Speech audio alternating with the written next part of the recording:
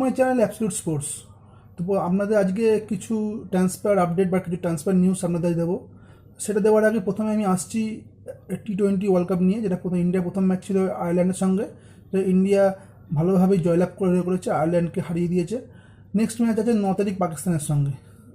এবার আমি আসছি, কালকে ইন্ডিয়া ভার্সেস কুয়েতের ম্যাচ ছিল, সেখানে ইন্ডিয়া 0-0 মানে গোল শূন্য ব্যবধানে ড্র হয়েছে, গোল শূন্যতে। তো কালকে শুনছি লাস্ট ম্যাচ ছিল, সেই জন্য আমরা প্রত্যেকে প্রায় আবেগপ্রবণ হয়ে গেছিলাম। যাই হোক, কাল খেলাটা দেখেছিলাম। শুনছি লাস্ট ম্যাচেও ভালো পারফরমেন্স দিয়েছে। তার সঙ্গে যে প্লেয়ারগুলোর কথা বলতে হয় সেটা হচ্ছে আনোয়ার আলী অ্যান্ড জয় গুপ্তা। এই দুজনে অসাধারণ পারফরমেন্স কালকে ছিল। আর তার সঙ্গে সঙ্গে গুরপ্রীত সিং সিদ্ধু, কারণ উনি না থাকলে কালকে নাহলে ইন্ডিয়া অনেকগুলো গোল খেত। যাই হোক, কালকে এই এই তিনজনের পারফরমেন্স আমার খুব হেভি লেগেছে। তো আশা করি ইন্ডিয়া আরও নেক্সট ম্যাচে আরও কিছু উন্নতি করবে। তো এবার আমি আসছি কিছু ট্রান্সফার আপডেট বা কিছু ট্রান্সফার নিউজ নিয়ে। প্রথমে আসছি কিছু ট্রান্সফার আপডেট নিয়ে। প্রথমে যে প্লেয়ারটার কথা বলবো সে হচ্ছে অভিষেক সূর্যবংশী, যে একজন মোহনবাগানের প্লেয়ার ছিল, মেনলি ডিফেন্সিভ মিডফিল্ডারে খেলে। তো মোহনবাগান তার সঙ্গে 2027 পর্যন্ত কন্ট্রাক্ট এক্সটেনশন করে নিয়েছে। নেক্সট যে প্লেয়ারটার কথা বলবো সে হচ্ছে জর্ডান এলসে। জর্ডান এলসেকে অ্যাকচুয়ালি ইস্টবেঙ্গল কোচ চাইছে, বাট ইস্টবেঙ্গল ম্যানেজমেন্ট আরেকটা প্লেয়ার সঙ্গে কথাবার্তা বলছে, সে হচ্ছে টম এলরেট। তো অ্যাকচুয়ালি টম এলরেট হচ্ছে ভালো প্লেয়ার একজন, সেও একজন এই একই পজিশনে খেলে, মানে অ্যাকচুয়ালি সেন্ট্রাল ব্যাক বা সেন্ট্রাল ডিফেন্স। তো যাই হোক, তো জর্ডান এলসেকে অ্যাকচুয়ালি ইস্টবেঙ্গল কোচ চাইছে, বাট ও জর্ডান এলসের কিছু ইঞ্জুরি প্রবলেম সেটা আমরা আগেই বলেছিলাম। তো মেডিকেলে পুরোপুরি এখনও পর্যন্ত কনফার্ম হয়নি। তো এই দুজনের মধ্যে যে কোনো একজন ইস্টবেঙ্গলে থাকতে চলেছে, এটা পুরোপুরি শিওর। নেক্সট যে একটা রিউমার্স আসছে সেটা হচ্ছে হীরাকে নাকি আবার ইস্টবেঙ্গল চাইছে, পুরোপুরি এটা রিউমার্স হিসাবে খবর, কারণ এটা পুরোপুরি কনফার্ম খবর আমার কাছে নেই। নেক্সট একটা মানে খুব মানে হেভি ওয়েট একজন প্লেয়ারকে নিয়ে কথা বলবো, সে হচ্ছে রবসান রবিনহো, একজন দুর্দান্ত বিদেশি, যে কিনা এতদিন ধরে বসুন্ধরা কিংসে খেলছিল, বাংলাদেশের একটা বড় ক্লাব। শোনা যাচ্ছে বাংলাদেশের একটা নিউজ থেকে শোনা যাচ্ছে যে রবসান রবিনহো বাংলাদেশ ছাড়তে চলেছে, মানে বাংলাদেশের কোনো ক্লাবে সে খেলবে না। তাই শোনা যাচ্ছে সে নাকি ইন্ডিয়া আসতে চলেছে। তো ইন্ডিয়া মেনলি দুটো ক্লাব তাকে টার্গেট করেছে, একটা হচ্ছে ইস্টবেঙ্গল আর হচ্ছে মুম্বাই সিটি এফসি। তো আবার সেই ইস্টবেঙ্গল মুম্বাই সিটি এফসির সঙ্গে একটা কন্ট্যাক্ট নিয়ে এক্সটেনশন নিয়ে একটা হবে, মানে ক্রস হবে। যাই হোক, এবার দেখা যাক কোন দিকে আসবে। তো ইস্টবেঙ্গলের দিকটাই বেশি ঝুলে আছে, কারণ ইস্টবেঙ্গলই মেনলি অপশন বিভিন্নকে চাইছে, কারণ সামনে এএফসি কাপের ম্যাচগুলো আছে, সেই জন্যই। নেক্সট যে প্লেয়ারটার কথা বলছি সে হচ্ছে একজন বিদেশি প্লেয়ার, বুদু জেবজি জাজির। এই প্লেয়ারটিকে নাকি মুম্বাই সিটি এফসি চাইছে, মানে অ্যাকচুয়ালি তাকে তার উপর ইন্টারেস্ট দেখিয়েছে। নেক্সট প্লেয়ারটির কথা বলবো সে হচ্ছে কার্লোস ডেলগাডো, যে একজন মানে উড়িষ্যা এফসিতে খেলছিল। তো উড়িষ্যা এফসি তার সঙ্গে আরও 2 বছরের জন্য কন্ট্রাক্ট এক্সটেনশন করে নিয়েছে। নেক্সট প্লেয়ারের কথা বলবো সে হচ্ছে একজন ইয়ং প্লেয়ার সংগ্রামজিৎ চৌধুরী, একজন গোলকিপারের প্লেয়ার, তাকে নাকি ইস্টবেঙ্গল সাইন করিয়ে নিয়েছে। এবার কিছু কথা বলি, মোহনবাগান নাকি অ্যাকচুয়ালি ব্রাজিলের একটা প্লেয়ারের সঙ্গে কথাবার্তা বলেছে, নাম এখন জানা যায়নি।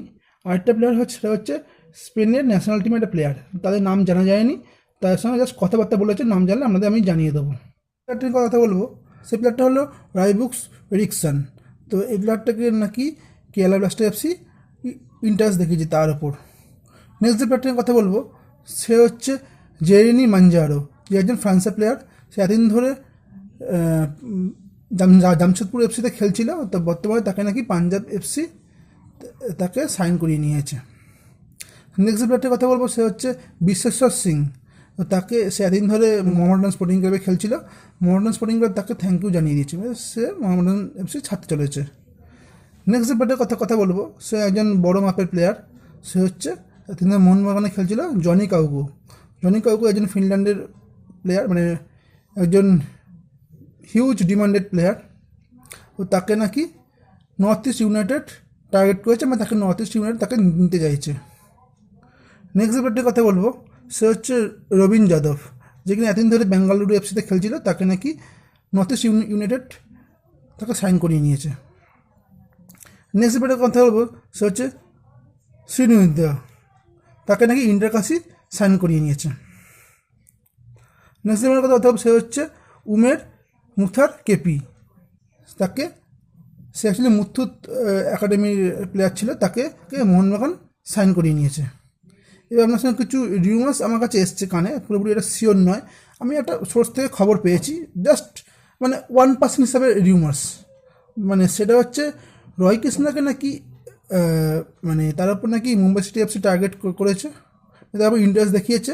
আর 3টে প্লেয়ার তারা হচ্ছে ছান্তে, বিপিন সিং আর রোহিত কুমার, 3জনকে নাকি উড়িষ্যা এফসি নিতে চাইছে, তারপর ইন্টারেস্ট দেখিয়েছে। এটা পুরোপুরি রিউমার্স, আমার কাছে 1% মতো খবর, এটা পুরোপুরি শিওর খবর নয়। খবর দিই, সেটা হচ্ছে আজকে ড্রিম স্পোর্টস চ্যাম্পিয়নশিপের আন্ডার-17 ড্রিম স্পোর্টস চ্যাম্পিয়নশিপের আজকে ফাইনাল ম্যাচ ছিল ইস্টবেঙ্গল এবং পাঞ্জাবের মধ্যে। তো ইস্টবেঙ্গল 1-0 গোলে হেরে যায়, পাঞ্জাব 1 এবং ইস্টবেঙ্গল 0।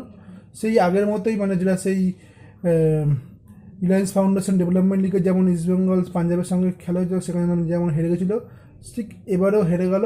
অ্যাকচুয়ালি ফাইনালে গিয়ে কী হয় ভগবান জানে, যেমন ডুরান্ড কাপে হেরে গেল, ওই একটা কাপ ডুরান্ড কাপের runners up, dream sports championship runners up, plus Reliance ফাউন্ডেশনের রানার্স আপ, প্রতিবার ফাইনালে পর্যন্ত যাচ্ছে, ফাইনাল পর্যন্ত ভালো খেলছে, এবং শেষে গিয়ে ফাইনাল ম্যাচে গিয়ে এত বাজে ডিফেন্স যে কিছু বলার নেই। যাই হোক, আজ এই পর্যন্ত খবর রইল। যে ভিডিওটা এখানে এন্ড করছি, দেখা হবে নেক্সট ভিডিওতে নতুন কোনো নিউজ নিয়ে, নতুন কোনো খবর নিয়ে। এখনকার মতো টাটা। আর প্লিজ চ্যানেলটা লাইক, শেয়ার এবং সাবস্ক্রাইব করে দেবেন। Thank you.